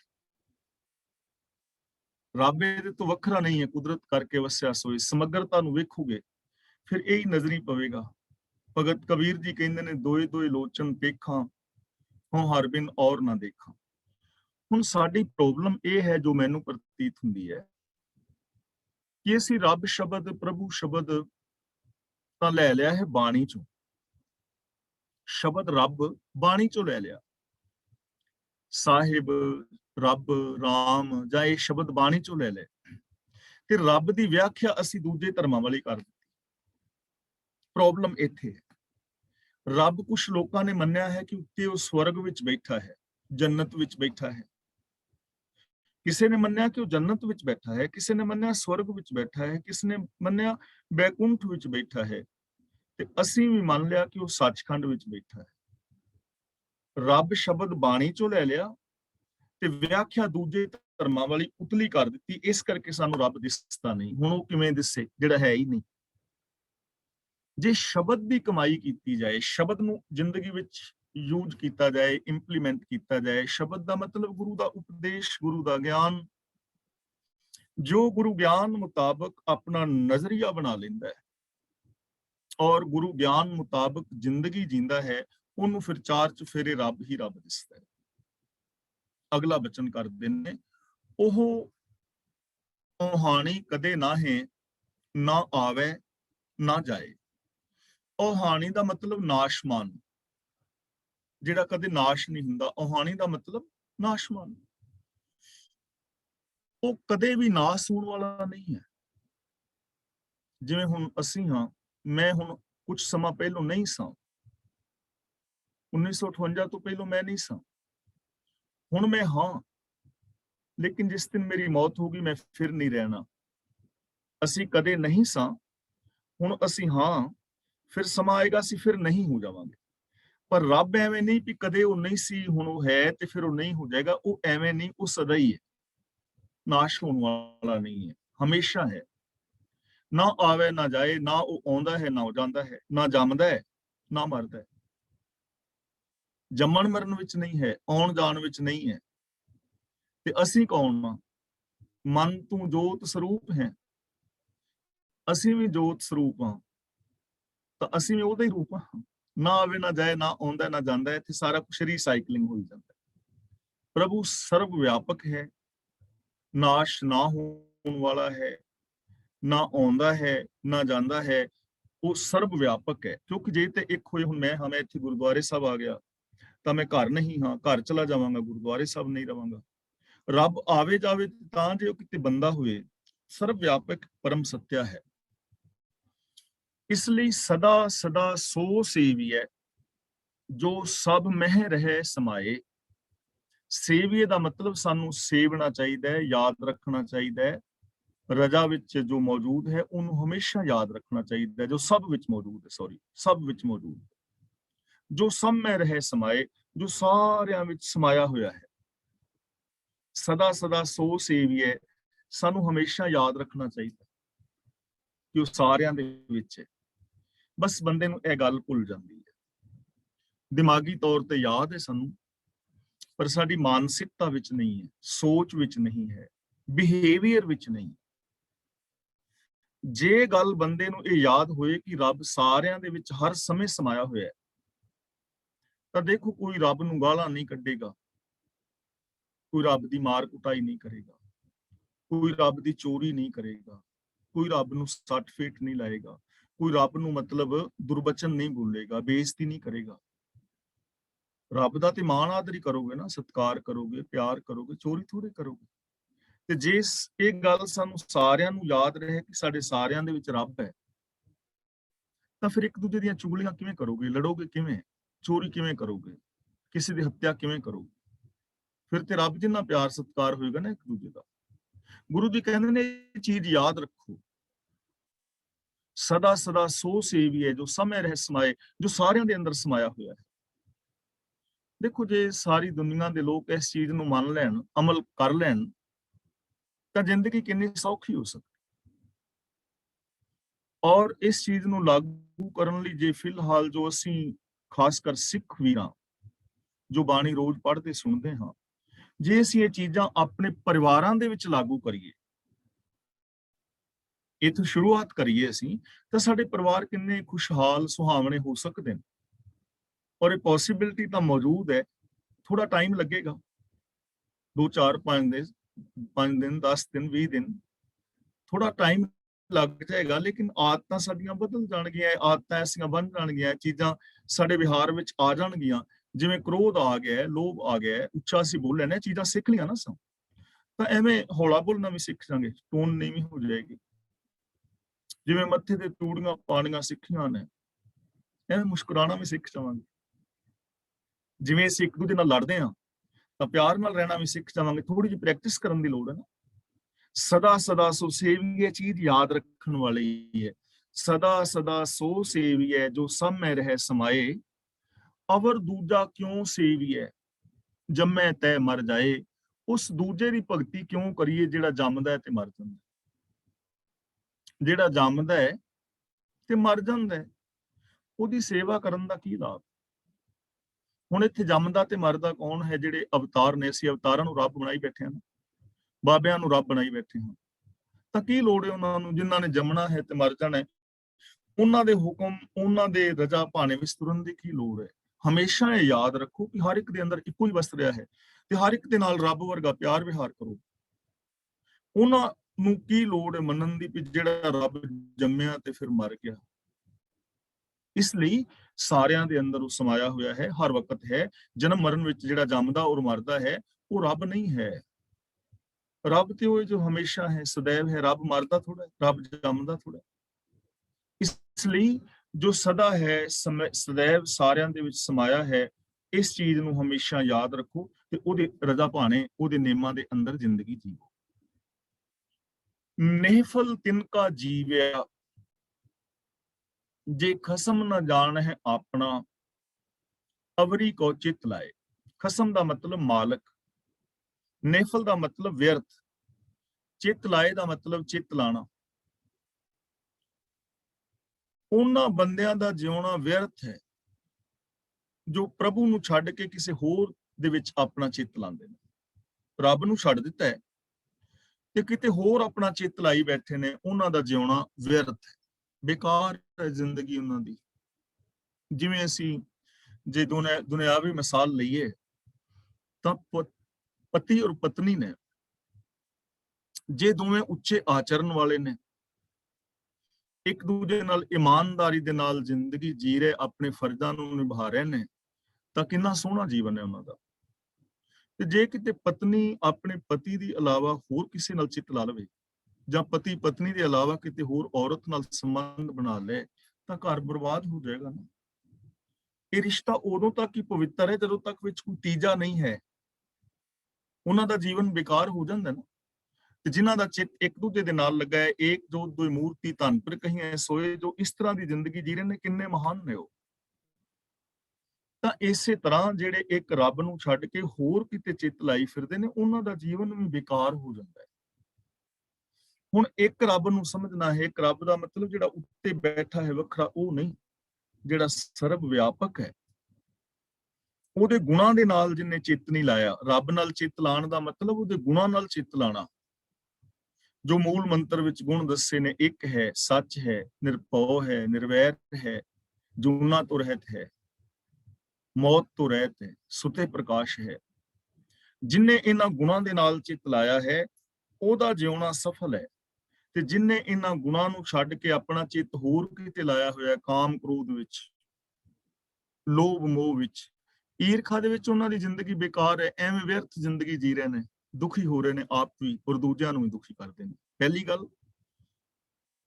ਦੂਜੀ ਗੱਲ, ਜਿਹੜੇ ਉਸ ਇੱਕ ਦੇ ਸਿਸਟਮ ਨੂੰ ਛੱਡ ਕੇ ਜੋਤਸ਼ੀਆਂ ਬਾਬਿਆਂ ਦੇ ਚੱਕਰਾਂ ਵਿੱਚ ਪਏ ਨੇ, ਵਰਤਨ ਰਾਤੇ ਸਰਾਧਾਂ ਦੇ ਚੱਕਰਾਂ ਵਿੱਚ ਪਏ ਨੇ, ਜਿਹੜੇ ਭੋਗ ਲਵਾ ਕੇ ਹੀ ਆਪਣਾ ਜੀਵਨ ਬਦਲਣਾ ਚਾਹੁੰਦੇ ਨੇ, ਧੂਫਾਂ ਤਖਾਤਕਾ ਕੇ ਹੀ ਰੱਬ ਨੂੰ ਖੁਸ਼ ਕਰਨਾ ਚਾਹੁੰਦੇ ਨੇ, ਉਹਨਾਂ ਦੀ ਜ਼ਿੰਦਗੀ ਵੀ ਵਿਅਰਥ ਹੀ, ਆਪਣਾ ਟਾਈਮ ਬੇਕਾਰ ਕਰ ਰਹੇ ਨੇ, ਪੈਸਾ ਬਰਬਾਦ ਕਰ ਰਹੇ ਨੇ, ਟਾਈਮ ਬੇਕਾਰ ਕਰ ਰਹੇ ਨੇ। ਇੰਨਾ ਟਾਈਮ ਉਹ ਬਾਣੀ ਨੂੰ ਸਮਝਣ ਤੇ ਲਾਉਂਦੇ, ਗੁਰਬਾਣੀ ਮੁਤਾਬਕ ਜ਼ਿੰਦਗੀ ਜੀਂਦੇ, ਤਾਂ ਕਿੰਨਾ ਸੁਹਾਵਣਾ ਜੀਵਨ ਹੋਣਾ ਸੀ। ਅਗਲਾ ਬਚਨ ਕਰਦੇ ਨੇ, ਨਾਨਕ ਏਵ ਨਾ ਜਾਪਈ, ਕਰਤਾ ਕੀਤੀ ਦੇ ਸਜਾਏ। ਗੁਰੂ ਪਾਤਸ਼ਾਹ ਜੀ ਕਹਿੰਦੇ ਨੇ, ਅਜਿਹੇ ਬੰਦਿਆਂ ਨੂੰ ਕਰਤਾਰ ਕਿੰਨੀ ਕੁ ਸਜ਼ਾ ਦਿੰਦਾ ਹੈ, ਇਸ ਗੱਲ ਦਾ ਪਤਾ ਨਹੀਂ ਲੱਗਦਾ। ਹੁਣ ਜਿਹੜੀ ਕਰਤਾਰ ਸਜ਼ਾ ਦਿੰਦਾ ਹੈ, ਉਹ ਕਿਹੜੀ ਦਿੰਦਾ ਸਜ਼ਾ? ਅਸਲ ਦੇ ਵਿੱਚ ਨਾ, ਅਸੀਂ ਸਜ਼ਾ ਸਮਝ ਬੈਠੇ ਹਾਂ ਕਿ ਜੇ ਕਿਸੇ ਨੇ ਗਲਤ ਕਰਮ ਕੀਤਾ ਹੈ ਨਾ, ਤੇ ਰੱਬ ਉਸੇ ਵੇਲੇ ਡੰਡਾ ਫੜੇ ਤੇ ਉਹਦੀ ਲੱਤ ਤੋੜੇ, ਉਹਦਾ ਗੋਡਾ ਟੁੱਟ ਜਾਏ, ਉਹਦਾ ਐਕਸੀਡੈਂਟ ਹੋ ਜਾਏ, ਜਾਂ ਉਹ ਭੁਚਾਲ ਆਏ ਤੇ ਉਹਦਾ ਘਰ ਢਹਿ ਜਾਏ, ਬਾਕੀ ਸਾਰੇ ਸ਼ਹਿਰ ਦੇ ਬਚ ਜਾਣ, ਤੇ ਜਿੰਨੇ ਪਾਪ ਕੀਤਾ ਉਹਦਾ ਇਕੱਲੇ ਦਾ ਘਰ ਢਹਿ ਜਾਏ, ਜਾਂ ਉਹਦੇ ਘਰ ਦਾ ਕੋਈ ਜੀਅ ਮਰ ਜਾਏ, ਅਸੀਂ ਉਹਨੂੰ ਸਜ਼ਾ ਸਮਝਦੇ ਹਾਂ। ਅਸਲ 'ਚ ਜਿਹੜੀ ਕਰਤੇ ਦੀ ਸਜ਼ਾ ਹੈ ਨਾ, ਅਵਗੁਣਾਂ ਦੇ ਵਿੱਚ ਖਚਤ ਹੋਣਾ ਹੀ ਆਪਣੇ ਆਪ ਦੇ ਵਿੱਚ ਇੱਕ ਸਜ਼ਾ ਹੈ। ਦੇਖੋ, ਜਿਹੜਾ ਬੰਦਾ ਸਤ ਸੰਤੋਖ ਦਇਆ ਧਰਮ ਧੀਰਜ ਦਾ ਧਾਰਨੀ ਹੋ ਸਕਦਾ ਹੋਵੇ, ਉਹਦੇ ਅੰਦਰ ਪੋਸੀਬਿਲਿਟੀ ਹੋਵੇ ਕਿ ਇੱਕ ਮਹਾਨ ਇਨਸਾਨੀਅਤ ਵਾਲੀ ਜ਼ਿੰਦਗੀ ਜੀ ਸਕਦਾ ਹੋਵੇ, ਤੇ ਉਹ ਬੰਦਾ ਖੋਤਿਆਂ ਵਾਲੀ ਜ਼ਿੰਦਗੀ ਜੀਂਦਾ ਹੋਵੇ, ਇਸ ਤੋਂ ਵੱਡੀ ਸਜ਼ਾ ਹੋਰ ਕੀ ਹੋ ਸਕਦੀ ਹੈ? ਇਹ ਆਪਣੇ ਆਪ ਦੇ ਵਿੱਚ ਹੀ ਸਜ਼ਾ ਹੈ। ਇੱਕ ਬੰਦਾ ਪੋਜ਼ਿਟਿਵ ਬੋਲ ਸਕਦਾ ਹੋਵੇ, ਸਕਾਰਾਤਮਕ ਬੋਲ ਸਕਦਾ ਹੋਵੇ, ਉਹਦੇ ਬੋਲ ਕਿਸੇ ਨੂੰ ਸਹਾਰਾ ਦੇ ਸਕਦੇ ਹੋਣ, ਪਰ ਉਹ ਬੰਦਾ ਹੰਕਾਰ ਭਰੇ ਈਰਖਾ ਵਾਲੇ ਬੋਲ ਬੋਲੇ, ਤਾਂ ਇਹ ਆਪਣੇ ਆਪ ਦੇ ਵਿੱਚ ਇੱਕ ਸਜ਼ਾ ਹੀ ਹੈ ਨਾ। ਮਾਨਸਿਕ ਤੌਰ ਤੇ ਬੰਦਾ ਪਰੇਸ਼ਾਨ, ਦੂਜਿਆਂ ਨੂੰ ਵੀ ਪਰੇਸ਼ਾਨ ਕਰਦਾ ਹੈ, ਤਾਂ ਗੁਰੂ ਪਾਤਸ਼ਾਹ ਜੀ ਕਹਿੰਦੇ ਨੇ ਇਸ ਗੱਲ ਦਾ ਵੀ ਸਮਝ ਨਹੀਂ ਹੁੰਦੀ ਕਿ ਰੱਬ ਉਹਨਾਂ ਨੂੰ ਕਿੰਨੀ ਸਜ਼ਾ ਦਿੰਦਾ ਹੈ। ਭਾਵ ਇਹ ਔਗਣਾਂ ਦੇ ਅੰਦਰ ਖਚਤ ਹੋਣਾ ਆਪਣੇ ਆਪ ਦੇ ਅੰਦਰ ਹੀ ਇੱਕ ਸਜ਼ਾ ਹੈ। ਅਗਲਾ ਬਚਨ ਗੁਰੂ ਪਾਤਸ਼ਾਹ ਜੀ ਕਰ ਰਹੇ ਨੇ, ਮਹਿਲਾ ਤੀਜਾ, ਸੱਚਾ ਨਾਮ ਧਿਆਈਐ ਸਭੋ ਵਰਤੈ ਸੱਚ। ਸਭੋ ਦਾ ਮਤਲਬ ਹਰ ਥਾਂ ਤੇ, ਸੱਚ ਦਾ ਮਤਲਬ ਸੱਚ ਸਦਾ ਰਹਿਣ ਵਾਲਾ ਪ੍ਰਭੂ, ਨਾਮ ਦਾ ਮਤਲਬ ਹੁਕਮ, ਨਾਮ ਦਾ ਮਤਲਬ ਹੁਕਮ, ਧਿਆਈਏ ਦਾ ਮਤਲਬ ਧਿਆਨ ਵਿੱਚ ਰੱਖੀਏ। ਸੱਚਾ ਨਾਮ ਧਿਆਈਏ, ਸੱਚਾ ਹੁਕਮ ਆਪਣੇ ਧਿਆਨ ਵਿੱਚ ਰੱਖਣਾ ਚਾਹੀਦਾ ਹੈ ਕਿ ਪ੍ਰਭੂ ਦਾ ਜੋ ਹੁਕਮ ਹੈ ਉਹ ਸੱਚਾ ਹੈ, ਰਜ਼ਾ ਭਾਣਾ ਸੱਚਾ ਹੈ। ਐਵੇਂ ਬਣੀ ਬਣਾਈ ਗੱਲ ਨਹੀਂ ਕਿ ਰਜ਼ਾ ਭਾਣਾ ਕੁਛ ਹੁੰਦਾ, ਸੱਚਾ ਹੈ, ਸੱਚ ਬਿਲਕੁਲ ਕੰਮ ਕਰ ਰਿਹਾ ਹੈ, ਉਹਦੇ ਵਿੱਚ ਕੋਈ ਭੁੱਲ ਨਹੀਂ ਹੈ, ਉਕਾਈ ਨਹੀਂ ਹੈ। ਸਭੋ ਵਰਤੈ ਸੱਚ, ਤੇ ਹਰ ਥਾਂ ਦੇ ਉੱਤੇ ਸੱਚ ਵਰਤ ਰਿਹਾ ਹੈ, ਹਰ ਥਾਂ ਤੇ ਸੱਚ ਵਰਤ ਰਿਹਾ, ਰੱਬ ਹਰ ਥਾਂ ਤੇ ਵਸ ਰਿਹਾ ਹੈ, ਰੱਬ ਦੀ ਰਜ਼ਾ ਪਾਣਾ ਹਰ ਥਾਂ ਤੇ ਕੰਮ ਕਰ ਰਿਹਾ ਹੈ। ਤੇ ਦੂਜੀ ਗੱਲ, ਸੱਚ ਵੀ ਹਰ ਥਾਂ ਦੇ ਉੱਤੇ ਵਰਤ ਰਿਹਾ ਹੈ। ਮੈਂ ਹਾਂ, ਤੁਸੀਂ ਹੋ, ਸਾਡੇ ਅੰਦਰ ਸੱਚ ਤਾਂ ਹੈ, ਅਸੀਂ ਬੋਲਦੇ ਨਹੀਂ, ਇਹ ਗੱਲ ਵੱਖਰੀ ਹੈ। ਔਰ ਕੁਦਰਤ ਦੇ ਜੋ ਸੱਚੇ ਨਿਯਮ ਨੇ ਇਹ ਹਰ ਥਾਂ ਦੇ ਉੱਤੇ ਬਿਲਕੁਲ ਵਾਪਰ ਰਹੇ ਨੇ। ਅੱਗ ਦੇ ਵਿੱਚ ਹੱਥ ਪਾਓ ਨਾ, ਜੇ ਇੰਗਲੈਂਡ ਵਿੱਚ ਅਸੀਂ ਬੈਠੇ ਹਾਂ, ਇੱਥੇ ਅੱਗ ਦੇ ਵਿੱਚ ਮੈਂ ਹੱਥ ਪਾਵਾਂਗਾ, ਇੰਗਲੈਂਡ ਵੀ ਸੜੇਗਾ। ਤੇ ਜਿਹੜੇ ਤੁਸੀਂ ਅਮਰੀਕਾ ਵਿੱਚ ਬੈਠੇ ਹੋ, ਅੱਗ ਵਿੱਚ ਹੱਥ ਪਾਓਗੇ, ਅਮਰੀਕਾ ਵਾਲਿਆਂ ਦਾ ਵੀ ਸੜੇਗਾ। ਇੰਡੀਆ ਵਾਲੇ ਅੱਗ ਵਿੱਚ ਹੱਥ ਪਾਣਗੇ ਤੇ ਇੰਡੀਆ ਵਾਲੇ ਦਾ ਵੀ ਸੜੇਗਾ, ਕਿਉਂਕਿ ਇਹ ਨਿਯਮ ਹੈ ਨਾ ਕਿ ਜਿੱਥੇ ਹੱਥ ਅੱਗ ਦੇ ਵਿੱਚ ਪਾਓਗੇ ਤੇ ਸੜੇਗਾ। ਇਹਨੂੰ ਅਸੀਂ ਮਿਟਾ ਨਹੀਂ ਸਕਦੇ। ਇਹ ਨਹੀਂ ਵੀ ਇੰਡੀਆ ਵਾਲਿਆਂ ਦਾ ਹੱਥ ਹੀ ਨਾ ਸੜੇ ਜਾਂ ਅਮਰੀਕਾ ਵਾਲਿਆਂ ਦਾ, ਕੈਨੇਡਾ ਵਾਲਿਆਂ ਦਾ ਨਾ ਸੜੇ, ਨਾ। ਨਿਯਮ ਨੇ, ਸੱਚੇ ਨੇ ਹਰ ਥਾਂ ਦੇ ਉੱਤੇ। ਇਸੇ ਤਰ੍ਹਾਂ ਦੇ ਇੰਡੀਆ ਵਿੱਚ ਪਿਆਰ ਮੁਹੱਬਤ ਨਾਲ ਰਹੋਗੇ ਤਾਂ ਇੰਡੀਆ ਦੇ ਅੰਦਰ ਘਰ ਸੁੱਖ ਬਣਿਆ ਰਹੇਗਾ। ਜੇ ਇੰਗਲੈਂਡ ਵਿੱਚ ਰਹੋਗੇ, ਇੰਗਲੈਂਡ ਵਿੱਚ, ਕੈਨੇਡਾ ਵਿੱਚ ਰਹੋਗੇ, ਕੈਨੇਡਾ ਵਿੱਚ, ਅਮਰੀਕਾ ਵਿੱਚ। ਤੇ ਜੇ ਇੰਡੀਆ ਦੇ ਅੰਦਰ ਆਪਸ ਵਿੱਚ ਪਿਆਰ ਨਹੀਂ ਕਰੋਗੇ ਤੇ ਇੰਡੀਆ ਵਿੱਚ ਵੀ ਕਲੇਸ਼ ਪਏਗਾ, ਦੁੱਖ ਹੋਏਗਾ। ਜੇ ਕੈਨੇਡਾ ਵਿੱਚ ਨਹੀਂ ਰਹੋਗੇ ਤੇ ਕੈਨੇਡਾ ਵਿੱਚ ਵੀ, ਅਮਰੀਕਾ ਵਿੱਚ ਵੀ ਕਲੇਸ਼ ਪਏਗਾ, ਕਿਉਂਕਿ ਗੱਲ ਤਾਂ ਕਲੇਸ਼ ਔਗਣਾ ਕਰਕੇ ਹੈ। ਇਹ ਨੇਮ ਤੇ ਹਰ ਥਾਂ ਤੇ ਲਾਗੂ ਹੈ।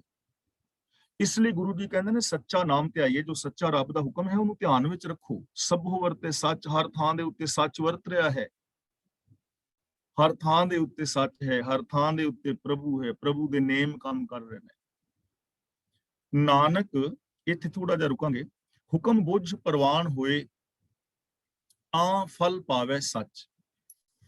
ਜੇ ਕੋਈ ਮਨੁੱਖ ਪ੍ਰਭੂ ਦੀ ਰਜ਼ਾ ਨੂੰ ਸਮਝੇ, ਰੱਬ ਦੀ ਰਜ਼ਾ ਨੂੰ ਸਮਝੇ, ਹੁਕਮ ਨੂੰ, ਭਾਣੇ ਨੂੰ, ਸਿਸਟਮ ਨੂੰ ਸਮਝੇ ਤੇ ਸਮਝ ਕੇ ਉਹਦੇ ਮੁਤਾਬਕ ਚੱਲੇ, ਪ੍ਰਵਾਨ ਹੋਏ, ਉਹ ਰੱਬੀ ਦਰ ਤੇ ਪ੍ਰਵਾਨ ਹੋ ਜਾਏਗਾ, ਕਬੂਲ ਹੋ ਜਾਏਗਾ, ਤਾਂ ਫਲ ਪਾਵੇ ਸੱਚ, ਤਾਂ ਫਿਰ ਉਹ ਸੱਚਾ ਫਲ ਪ੍ਰਾਪਤ ਕਰ ਲਵੇਗਾ। ਉਹਨੂੰ ਸੱਚ ਮਿਲ ਜਾਏਗਾ, ਉਹਨੂੰ ਰੱਬ ਮਿਲ ਜਾਏਗਾ, ਉਹ ਰੱਬ ਦੇ ਅੰਦਰ ਸਮਾ ਜਾਏਗਾ, ਤਾਂ ਉਹਨੂੰ ਸੱਚਾ ਫਲ ਮਿਲੇਗਾ, ਸੱਚੀ ਪ੍ਰਾਪਤੀ ਹੋਵੇਗੀ, ਉਹ ਜੀਵਨ ਦੀ ਅਸਲੀਅਤ ਨੂੰ ਸਮਝ ਲਏਗਾ। ਕੌਣ? ਹੁਕਮ ਬੁੱਝ ਪ੍ਰਵਾਨ ਹੋਏ, ਜੋ ਹੁਕਮ ਨੂੰ ਬੁੱਝੇਗਾ, ਜਾਣੇਗਾ ਔਰ ਹੁਕਮ ਮੁਤਾਬਕ ਜ਼ਿੰਦਗੀ ਜੀਵੇਗਾ, ਤਾਂ ਉਹ ਸੱਚਾ ਫਲ ਪ੍ਰਾਪਤ ਕਰ ਲਵੇਗਾ। ਜਿਹੜੀ ਚੀਜ਼ ਉਹ ਬਿਲਕੁਲ ਮਿਲੇਗੀ। ਜੇ ਰੱਬੀ ਰਜ਼ਾ ਦੇ ਵਿੱਚ ਤੁਰਾਂਗੇ ਨਾ, ਰੱਬੀ ਗੁਣਾਂ ਦੇ ਧਾਰਨੀ ਹੋਵਾਂਗੇ ਤੇ ਰੱਬ ਮਿਲੇਗਾ, ਰੱਬ ਵਰਗੇ ਹੋ ਜਾਓਗੇ। ਹੁਣ ਜੇ ਹੁਕਮ ਨੂੰ ਸਮਝ ਲਈਏ ਕਿ ਹੁਣ ਆ ਕਿਹੜੀ ਫਸਲ ਬੀਜਣ ਦਾ ਟਾਈਮ ਹੈ, ਕਿੰਨਾ ਕੁ ਚਾਹੀਦਾ, ਕਿਹੜਾ ਬੀਜ ਬੀਜਣਾ ਹੈ, ਜਿਹੜਾ ਇਸ ਹੁਕਮ ਨੂੰ ਬੁੱਝੇਗਾ ਕਿ ਇਹ ਫਸਲ ਦਾ ਟਾਈਮ ਹੈ, ਇੰਨਾ ਕੁ ਚਾਹੀਦਾ, ਇੰਨਾ ਕੁ ਬੀਜ ਬੀਜਣਾ ਹੈ, ਉਹ ਬੰਦਾ ਬੀਜੇਗਾ ਤੇ ਉਹਨੂੰ ਸੱਚਾ ਫਲ ਮਿਲ ਜਾਏਗਾ, ਉਹ ਫਸਲ ਮਿਲ ਜਾਏਗੀ। ਤੇ ਜੇ ਬੇਮੌਸਮਾ ਬੀਜ ਬੀਜ ਦੇਵੇ, ਕਿਸੇ ਨੂੰ ਪਤਾ ਨਾ ਹੋਵੇ, ਸਿਸਟਮ ਦਾ ਨਾ ਪਤਾ ਹੋਵੇ, ਬੇਮੌਸਮਾ ਬੀਜ ਬੀਜੇ, ਵੱਤਰ ਵੀ ਠੀਕ ਨਾ ਹੋਵੇ, ਪਾਣੀ ਆਦਿਕ ਵੀ ਨਾ ਦੇਵੇ ਤੇ ਫਲ ਨਹੀਂ ਹੋਗੀ ਨਾ। ਕੁਰੁੱਤਾ ਬੀਜ ਬੀਜੈ ਨਹੀਂ ਜੰਮੈ, ਸਭ ਲਾਹਾ ਮੂਲ ਗਵਾਏਗਾ। ਲਾਹਾ ਵੀ ਗਵਾਚ ਜਾਏਗਾ, ਮੂਲ ਵੀ ਗਵਾਚ ਜਾਏਗਾ, ਟਾਈਮ ਵੀ ਗਿਆ, ਸ਼ਕਤੀ ਵੀ ਲੱਗੀ, ਜੀਵਨ ਦੀ એનર્ਜੀ ਵੀ ਖਤਮ ਹੋਈ ਤੇ ਮਿਲਿਆ ਵੀ ਕੁਛ ਨਾ। ਹੁਣ ਆਮ ਮਨੁੱਖਾਂ ਦੀ એનર્ਜੀ ਲੱਗ ਰਹੀ ਹੈ ਨਾ, ਤਾਕਤ ਅਸੀਂ ਲਾ ਰਹੇ ਹਾਂ, ਕੰਮ ਕਰ ਰਹੇ ਹਾਂ, ਬੋਲ ਰਹੇ ਹਾਂ, ਸੁਣ ਰਹੇ ਹਾਂ, ਪੈਰਾਂ ਨਾਲ ਤੁਰ ਰਹੇ ਹਾਂ, એનર્ਜੀ ਤਾਂ ਲੱਗ ਰਹੀ ਹੈ, ਤਾਕਤ ਤਾਂ ਲੱਗ ਰਹੀ ਹੈ, ਮਾਲਾ ਫੇਰ ਰਹੇ ਹਾਂ, ਵਰਤਨ ਰਾਤੇ ਰੱਖ ਰਹੇ ਹਾਂ, ਪਰ ਸ਼ਾਂਤੀ ਨਹੀਂ, ਕਿਉਂਕਿ એનર્ਜੀ ਗਲਤ ਪਾਸੇ ਲੱਗ ਰਹੀ ਹੈ ਨਾ, ਹੁਕਮ ਵਿੱਚ ਨਹੀਂ ਹੈ। ਤਾਂ ਜਿਹੜਾ ਹੁਕਮ ਨੂੰ ਬੁੱਝੇਗਾ ਉਹ ਪ੍ਰਵਾਨ ਹੋਏਗਾ, ਉਹ ਸੱਚਾ ਫਲ ਹਾਸਲ ਕਰ ਲਏਗਾ, ਜੋ ਹੁਕਮ ਮੁਤਾਬਕ ਚੱਲੇਗਾ। ਪਰ कथनी बदनी करता फिरै, हुक्मै मूल ना बुझई, अंधा कच निकच। कथनी ਦਾ ਮਤਲਬ ਗੱਲਾਂ ਕਰਨੀਆਂ, ਬਦਨੀ ਬਦਨ ਹੁੰਦਾ ਹੈ ਮੂੰਹ, ਬਦਨੀ ਦਾ ਮਤਲਬ ਮੂੰਹ ਨਾਲ, ਕਥਨੀ ਬਦਨੀ ਦਾ ਮਤਲਬ ਮੂੰਹ ਦੇ ਨਾਲ ਗੱਲਾਂ ਕਰਨੀਆਂ, ਜ਼ਬਾਨੀ ਜ਼ਬਾਨੀ। ਜਿਵੇਂ ਹੁਣ ਮੈਂ ਗੱਲਾਂ ਕਰ ਰਿਹਾ, ਗੱਲਾਂ ਤਾਂ ਮੈਂ ਵਧੀਆ ਕਰ ਰਿਹਾ, ਜ਼ਬਾਨ ਮੇਰੀ ਵੀ ਚੱਲ ਰਹੀ ਹੈ ਨਾ ਪੂਰੀ, ਪਰ ਗੱਲਾਂ ਜੇ ਕੋਈ ਬੰਦਾ ਕਥਨੀ ਬਦਨੀ ਕਰਦਾ ਫਿਰੇ, ਕਰਲੀਆਂ ਮੂੰਹ ਦੇ ਨਾਲ ਗੱਲਾਂ ਕਰੀ ਜਾਏ, ਜ਼ਬਾਨੀ ਜ਼ਬਾਨੀ ਗੱਲਾਂ ਕਰੇ, ਤਾਂ ਗੁਰੂ ਪਾਤਸ਼ਾਹ ਜੀ ਕਹਿੰਦੇ ਨੇ ਨਿਰੀਆਂ ਮੂੰਹ ਦੀਆਂ ਗੱਲਾਂ ਨਾਲ ਹੁਕਮੇ ਮੂਲ ਨਾ ਬੁੱਝਈ, ਪ੍ਰਭੂ ਦੀ ਰਜ਼ਾ ਨੂੰ ਉੱਕਾ ਹੀ ਨਹੀਂ ਸਮਝਦਾ। ਅੰਧਾ ਕੱਚ ਨਿਕੱਚ, ਗੁਰੂ ਜੀ ਕਹਿੰਦੇ ਨੇ ਉਹ ਅਗਿਆਨ ਕਰਕੇ ਅੰਨਾ ਹੈ, ਉਹ ਜੀਵਨ ਦੇ ਸਹੀ ਰਾਸਤੇ ਤੋਂ ਭੁੱਲਿਆ ਹੋਇਆ ਹੈ। ਕੱਚ ਨਿਕੱਚ ਦਾ ਮਤਲਬ ਨਿਰੀਆਂ ਕੱਚੀਆਂ ਗੱਲਾਂ ਕਰਨ ਵਾਲਾ, ਕੱਚ ਨਿਕੱਚ ਦਾ ਮਤਲਬ ਨਿਰੀਆਂ ਨਿਰੋਲ ਕੱਚੀਆਂ ਪਿੱਲੀਆਂ ਗੱਲਾਂ ਕਰਨ ਵਾਲਾ ਬੰਦਾ ਹੈ, ਉਹ ਨਿਰੀਆਂ ਗੱਲਾਂ ਦੇ ਨਾਲ ਨਹੀਂ ਮਿਲਦਾ। ਗੱਲਾਂ ਕਰੀ ਜਾਓ ਹੁਕਮ ਦੀਆਂ, ਰੱਬ ਦੀਆਂ, ਗੁਣਾਂ ਦੀਆਂ, ਗੁਰਮਤ ਦੀਆਂ, ਪਰ ਉਹਨਾਂ ਨੂੰ ਇੰਪਲੀਮੈਂਟ ਨਾ ਕਰੋ ਤੇ ਕੁਝ ਵੀ ਨਹੀਂ ਮਿਲਣਾ। ਰੋਟੀ ਰੋਟੀ ਰੋਟੀ ਰੋਟੀ ਕਹੀ ਜਾਓ, ਖਾਓ ਨਾ ਤਾਂ ਭੁੱਖ ਥੋੜੀ ਮਿਟੇਗੀ। ਤਾਂ ਗੁਰੂ ਜੀ ਕਹਿੰਦੇ ਨੇ ਜਿਹੜਾ ਬੰਦਾ ਜ਼ਬਾਨੀ ਗੱਲਾਂ ਗੱਲਾਂ ਕਰੀ ਜਾਂਦਾ ਹੈ, ਪ੍ਰਭੂ ਦੇ ਹੁਕਮ ਨੂੰ ਨਹੀਂ ਬੁੱਝਦਾ, ਔਰ ਉਹ ਨਿਰੀਆਂ ਕੱਚੀਆਂ ਪਿੱਲੀਆਂ ਗੱਲਾਂ ਕਰ ਰਿਹਾ ਹੈ, ਉਹਦਾ ਉਹਨੂੰ ਕੋਈ ਲਾਭ ਨਹੀਂ ਹੈ। ਪੌੜੀ ਸੰਜੋਗ ਵਿਜੋਗ ਉਪਾਇਓਨ ਸ੍ਰਿਸ਼ਟੀ ਕਾ ਮੂਲ ਰਚਾਇਆ। ਜਦੋਂ ਇਹ ਸ੍ਰਿਸ਼ਟੀ ਦਾ ਮੂਲ ਰਚਾਇਆ ਦਾ ਮਤਲਬ ਮੁੱਢ ਬੱਝਾ, ਭਾਵੇਂ ਸ੍ਰਿਸ਼ਟੀ ਹੋਂਦ ਵਿੱਚ ਆਈ, ਪ੍ਰਭੂ ਨਿਰਾਕਾਰ ਤੋਂ ਸਾਕਾਰ ਹੋਇਆ, ਨਿਰੰਕਾਰ ਤੋਂ ਸੰਸਾਰ ਹੋ ਗਿਆ, ਤਾਂ ਇੱਥੇ ਦੋ ਚੀਜ਼ਾਂ ਪੈਦਾ ਕੀਤੀਆਂ, ਸੰਜੋਗ ਵਿਜੋਗ ਉਪਾਇਓਨ। ਸੰਜੋਗ ਔਰ ਵਿਜੋਗ, ਸੰਜੋਗ ਦਾ ਮਤਲਬ ਮੇਲ ਤੇ ਵਿਜੋਗ ਦਾ ਮਤਲਬ ਵਿਛੋੜਾ। ਸ੍ਰਿਸ਼ਟੀ ਦਾ ਮੁੱਢ ਬੱਝਾ ਤੇ ਪ੍ਰਭੂ ਨੇ ਰੱਬੀ ਹੁਕਮ ਦੇ ਅੰਦਰ ਸੰਜੋਗ ਔਰ ਵਿਜੋਗ ਪੈਦਾ ਕਰ ਦਿੱਤਾ। ਇਹ ਜ਼ਿੰਦਗੀ ਨੂੰ ਸੰਜੋਗ ਔਰ ਵਿਜੋਗ ਹੀ ਚਲਾ ਰਹੇ ਨੇ। ਜਪਜੀ ਸਾਹਿਬ ਵਿੱਚ ਅਸਾਂ ਵਿਚਾਰ ਕੀਤੀ ਸੀ ਨਾ, ਸੰਜੋਗ ਵਿਜੋਗ ਦੋਏ ਕਾਰ ਚਲਾਵੇ ਹੈ, ਲੇਖੇ ਆਵੇ ਭਾਗ, ਮਿਲਣਾ ਔਰ ਵਿਛੜਨਾ, ਜਨਮ ਔਰ ਮਰਨ। ਇਸ ਦੁਨੀਆ ਦੇ ਵਿੱਚ ਜੇ ਜਨਮ ਨਾ ਹੋਵੇ ਤਾਂ ਸ੍ਰਿਸ਼ਟੀ ਦੇ ਉੱਤੇ ਕੋਈ ਹੋਏਗਾ ਹੀ ਨਹੀਂ। ਕੱਲਾ ਜਨਮ ਹੋਵੇ, ਮੌਤ ਨਾ ਹੋਵੇ ਤਾਂ ਵੀ ਸ੍ਰਿਸ਼ਟੀ ਚੱਲ ਨਹੀਂ ਸਕਦੀ। ਹਰ ਰੋਜ਼ ਬੱਚੇ ਜਨਮ ਲੈਂਦੇ ਰਹਿਣ, ਪਸ਼ੂ ਪੰਛੀ ਜਨਮ ਲੈਂਦੇ ਰਹਿਣ, ਘਾਹ ਫੂਸ ਉੱਗਦਾ ਰਹੇ, ਜਾਨਵਰ ਜੰਮਦੇ ਰਹਿਣ, ਮਰੇ ਕੋਈ ਵੀ ਨਾ, ਤਾਂ ਇੱਥੇ ਤਾਂ ਕੁਰਬਲ ਕੁਰਬਲ ਹੋ ਜਾਏਗੀ, ਸਾਹ ਲੈਣ ਲਈ ਥਾਂ ਨਹੀਂ ਬਚਣਾ, ਜ਼ਿੰਦਗੀ ਚੱਲ ਹੀ ਨਹੀਂ ਸਕਦੀ ਜੇ ਮੌਤ ਨਾ ਹੋਵੇ। ਤੇ ਜੇ ਕੱਲੀ ਮੌਤ ਹੋਵੇ, ਲੋਕ ਹੌਲੇ ਹੌਲੇ ਮਰਦੇ ਜਾਣ, ਅੱਗੋਂ ਕੋਈ ਜਨਮ ਨਾ ਲੈ, ਤਾਂ ਸ੍ਰਿਸ਼ਟੀ ਖਤਮ ਹੋ ਜਾਏਗੀ। ਇਸ ਲਈ ਜਨਮ ਔਰ ਮੌਤ ਇਹ ਸੰਸਾਰ ਨੂੰ ਚਲਾ ਰਹੇ ਨੇ, ਮਿਲਣਾ ਔਰ ਵਿਛੜਨਾ। ਅਸੀਂ ਸਦਾ ਇਕੱਠੇ ਨਹੀਂ ਹਾਂ, ਸਾਡਾ ਵਿਛੋੜਾ ਹੋਵੇਗਾ। ਸ੍ਰਿਸ਼ਟੀ ਇਸੇ ਤਰ੍ਹਾਂ ਚੱਲ ਰਹੀ ਹੈ। ਹੁਕਮੀ ਸ੍ਰਿਸ਼ਟ ਸਾਜੀਆਂ, ਜੋਤੀ ਜੋਤ ਮਿਲਾਇਆ। ਹੁਕਮ ਦੇ ਅੰਦਰ ਸ੍ਰਿਸ਼ਟੀ ਸਿਰਜੀ, ਹੋਂਦ ਵਿੱਚ ਆਈ, ਜੋਤੀ ਜੋਤ ਮਿਲਾਇਆ, ਤੇ ਪ੍ਰਭੂ ਨੇ ਆਪਣੀ ਜੋਤ ਨੂੰ ਇਸ ਸ੍ਰਿਸ਼ਟੀ ਦੇ ਵਿੱਚ ਹੀ ਮਿਲਾ ਦਿੱਤਾ। ਯਾਨੀ ਸ੍ਰਿਸ਼ਟੀ ਤੋਂ ਵੱਖਰਾ ਨਹੀਂ, ਕੁਦਰਤ ਕਰਕੇ ਵਸਿਆ ਸੋਏ। ਉੱਥੇ ਗੁਰੂ ਜੀ ਨੇ ਇਸ ਢੰਗ ਨਾਲ ਕਿਹਾ ਹੈ, ਕੁਦਰਤ ਕਰਕੇ ਵਸਿਆ ਸੋਏ। ਇੱਥੇ ਕਹਿ ਰਹੇ ਨੇ ਜੋਤੀ ਜੋਤ ਮਿਲਾਇਆ। ਜੋਤੀ ਜੋਤ ਮਿਲਾਇਆ ਦਾ ਮਤਲਬ ਤਾਣੇ ਔਰ ਪੇਟੇ ਦੀ ਤਰ੍ਹਾਂ ਮਿਲ ਗਿਆ ਇਸ ਸ੍ਰਿਸ਼ਟੀ ਦੇ ਅੰਦਰ। ਹੁਣ ਜਦੋਂ ਜੋਤੀ ਵਿੱਚ ਜੋਤ ਮਿਲ ਗਈ ਤਾਂ ਅਸੀਂ ਰੱਬ ਨਾਲੋਂ ਵੱਖਰੇ ਤੇ ਹੈ ਹੀ ਨਹੀਂ। ਸਾਰੇ ਥਾਵਾਂ ਤੇ ਮਿਲਿਆ ਹੋਇਆ ਹੈ, ਉਹ ਮਿਲਿਆ ਹੋਇਆ ਹੈ ਸਭ ਥਾਵਾਂ ਦੇ। ਤਾਂ ਉਹ ਸਰਬ ਵਿਆਪਕ ਹੈ। ਉਹਨੇ ਆਪਣੀ ਜੋਤ ਨੂੰ ਸ੍ਰਿਸ਼ਟੀ ਦੇ ਵਿੱਚ ਹੀ ਰੱਖਿਆ, ਕੁਦਰਤ ਦੇ ਵਿੱਚ ਰੱਖਿਆ। ਕੁਦਰਤ ਤੋਂ ਉਹ ਵੱਖਰਾ ਨਹੀਂ ਹੈ। ਜੋਤੀ ਹੂੰ ਸਭ ਚਾਨਣਾ, ਸਤਿਗੁਰ ਸ਼ਬਦ ਸੁਣਾਇਆ। ਇਹ ਜਿਹੜਾ ਸਾਰਾ ਪ੍ਰਕਾਸ਼ ਹੈ, ਪ੍ਰਕਾਸ਼ ਦਾ ਮਤਲਬ ਜੋ ਕੁਛ ਵੀ ਚੱਲ ਰਿਹਾ ਹੈ, ਇਹ ਰੱਬੀ ਸੱਤਿਆ ਕਰਕੇ ਹੈ। ਜੇ ਸਾਡੇ ਅੰਦਰ ਸੱਤਿਆ ਨਾ ਹੋਏ, ਜੋ ਐਨਰਜੀ ਹੈ ਜੇ ਉਹ ਨਾ ਹੋਵੇ, ਤਾਂ ਮਟੀਰੀਅਲ ਵੀ ਨਹੀਂ ਹੋਏਗਾ। ਜੇ ਨਿਰੰਕਾਰ ਨਾ ਹੋਏ ਤਾਂ ਸੰਸਾਰ ਵੀ ਨਹੀਂ ਹੋਏਗਾ। ਤਾਂ ਉਹਦੀ ਸੱਤਿਆ ਕਰਕੇ ਸਾਰਿਆਂ ਦੇ ਅੰਦਰ ਸਾਰੇ ਲੋਕ ਪ੍ਰਕਾਸ਼ਮਾਨ ਨੇ, ਜ਼ਿੰਦਗੀ ਜੀ ਰਹੇ ਨੇ। ਸਤਿਗੁਰ ਸ਼ਬਦ ਸੁਣਾਇਆ, ਪਰ ਇਹ ਬਚਨ ਵੀ ਗੁਰੂ ਨੇ ਸੁਣਾਇਆ ਕਿ ਉਹ ਸਾਰਿਆਂ ਦੇ ਵਿੱਚ ਹੈ, ਸਾਰਿਆਂ ਦੇ ਵਿੱਚ ਉਹਦਾ ਹੀ ਪ੍ਰਕਾਸ਼ ਹੈ। ਉਹਦੇ ਕਰਕੇ ਹੀ ਅਸੀਂ ਬੋਲ ਰਹੇ ਹਾਂ, ਉਹਦੇ ਤੋਂ ਅਸੀਂ ਵੱਖਰੇ ਨਹੀਂ ਹਾਂ, ਉਹਦਾ ਹੀ ਅੰਗ ਹਾਂ, ਅੰਸ਼ ਹਾਂ। ਜੇ ਉਹ ਸਮੁੰਦਰ ਹੈ ਤੇ ਅਸੀਂ ਉਹਦੇ ਹੀ ਬੁਲਬੁਲੇ ਔਰ ਲਹਿਰਾਂ ਹਾਂ। ਜੇ ਉਹ ਵਰਕਸ਼ ਹੈ ਤੇ ਅਸੀਂ ਉਹਦੀਆਂ ਟਹਿਣੀਆਂ ਔਰ ਪੱਤੇ ਹਾਂ। ਜੇ ਉਹ ਬ੍ਰਹਿਮੰਡ ਹੈ ਤਾਂ ਅਸੀਂ ਉਹਦੇ ਹੀ ਕਿਣਕੇ ਹਾਂ, ਉਹ ਤੋਂ ਵੱਖਰੇ ਨਹੀਂ ਹਾਂ।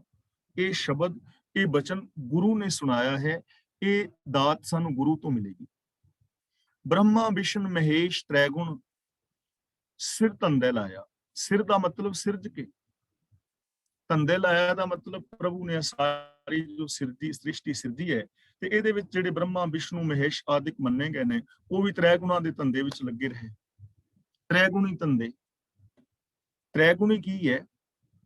ਤਿੰਨ ਗੁਣ ਮਾਇਆ ਦੇ ਮੰਨੇ ਨੇ, ਉਹਨਾਂ ਨੂੰ ਗੁਣ ਕਹਿ ਦਿੰਦੇ ਨੇ, ਹੈ ਬੇਸ਼ੱਕ ਉਹ ਔਗੁਣ ਨੇ ਲੇਕਿਨ ਗੁਣ ਕਹਿ ਦਿੰਦੇ ਨੇ। ਤਿੰਨ ਗੁਣ ਮਾਇਆ ਦੇ, ਰਜਗੁਣ, ਤਮਗੁਣ ਔਰ ਸਤਗੁਣ। ਰਜਗੁਣ ਦਾ ਮਤਲਬ ਹੈ ਲਾਲਚ, ਤੇ ਤਮਗੁਣ ਦਾ ਮਤਲਬ ਹੈ ਹਨੇਰੇ ਵਾਲੇ ਅਗਿਆਨ ਭਰੇ ਕਰਮ ਕਰਨੇ, ਤੇ ਸਤਗੁਣ ਦਾ ਮਤਲਬ ਇੱਥੇ ਹੈ ਤਿਆਗ, ਛੱਡ ਜਾਣਾ ਸਾਰਾ ਕੁਝ। ਇਸ ਦੁਨੀਆ ਵਿੱਚ ਤਿੰਨ ਤਰ੍ਹਾਂ ਦੇ ਲੋਕ ਨੇ। ਇੱਕ ਤੇ ਉਹਨੇ ਜੋ ਬਹੁਤ ਲਾਲਚੀ ਲੋਕ ਨੇ, ਲਾਲਚ ਦੇ ਅੰਦਰ ਆਪਣਾ 2 ਨੰਬਰ ਦੇ ਧੰਦੇ ਕਰ ਰਹੇ ਨੇ। ਦੂਜੇ ਕਿਸਮ ਦੇ ਲੋਕ ਨੇ ਅਗਿਆਨੀ ਨੇ, ਉਹ ਅਗਿਆਨਤਾ ਵਸ ਕਰਮ ਕਰੀ ਜਾ ਰਹੇ ਨੇ, ਅਵਰਤ ਨਰਾਤੇ ਵਗੈਰਾ ਵਗੈਰਾ, ਮੜੀਆਂ ਮੁੜੀਆਂ ਪੂਜਣੀਆਂ, ਇਹ ਸਾਰੇ ਅਗਿਆਨਤਾ ਵਾਲੇ ਕਰਮ ਨੇ। ਤੇ ਤੀਜੇ ਉਹਨੇ ਜੋ ਇਹਨਾਂ ਸਾਰਿਆਂ ਨੂੰ ਛੱਡ ਹੀ ਗਏ ਨੇ, ਜੰਗਲਾਂ ਵਿੱਚ ਚਲੇ ਗਏ, ਬਾਬੇ ਬਣ ਗਏ, ਇਸ ਸ੍ਰਿਸ਼ਟੀ ਨੂੰ ਛੱਡ ਦਿੱਤਾ। ਹੁਣ ਇਹ ਤਿੰਨੇ ਹੀ ਬੇਕਾਰ ਵਿਅਰਥ ਦੇ ਕੰਮ ਨੇ ਨਾ। ਛੱਡਿਆ ਵੀ ਦੁਨੀਆ ਨੂੰ ਕੰਮ ਨਹੀਂ ਚੱਲ ਸਕਦਾ, ਪਾਪ ਵਿਕਾਰ ਵੀ ਨਹੀਂ ਹੋਣੇ ਚਾਹੀਦੇ, ਔਰ ਅਗਿਆਨਤਾ ਭਰਾ ਕਰਮ ਵੀ ਨਹੀਂ ਹੋਣਾ ਚਾਹੀਦਾ। ਇੱਕ ਹੈ ਤੁਰਿਆ ਪਦ, ਚੌਥਾ ਪਦ। ਚੌਥੀ ਪਦ ਦਾ ਮਤਲਬ ਹੈਗਾ ਕਿ ਸੰਸਾਰ ਦੇ ਅੰਦਰ ਰਹਿੰਦਿਆਂ ਹੋਇਆਂ ਵਿਕਾਰਾਂ ਤੋਂ ਬਚ ਕੇ ਨਿਰਲੇਪ ਜ਼ਿੰਦਗੀ ਜੀਣੀ।